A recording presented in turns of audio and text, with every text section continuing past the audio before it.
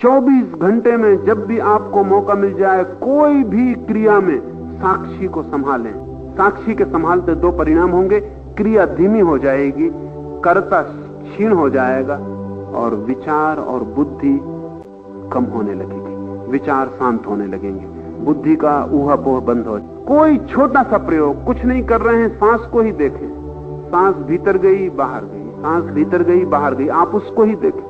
लोग मुझसे पूछते हैं कोई मंत्र दे दें, मैं उनको कहता हूं मंत्र वगैरह ना लें, एक मंत्र परमात्मा ने दिया है, वो श्वास, उसको देखें। श्वास पहला मंत्र है। बच्चा पहला पैदा होते ही पहला काम करता है श्वास लेने का, और आदमी जब मरता है तो आखिरी काम करता है श्वास लेने का। श्वास से घिरा है जीवन। जन्म के बाद पहला काम श्वास, वो पहला कृत्य है। आप श्वास लेके ही करता हुए हैं, इसलिए अगर आप श्वास को देख सके तो आप पहले कृत्य के पहले पहुंच जाएंगे। आपको उस जीवन का पता चलेगा जो श्वास लेने के भी पहले था, जो जन्म के पहले था। अगर आप श्वास को देखने में समर्थ हो जाएं तो आपको पता चल जाएगा कि मृत्यु शरीर की होगी, श्वास की होगी, आपकी नहीं होने वाली।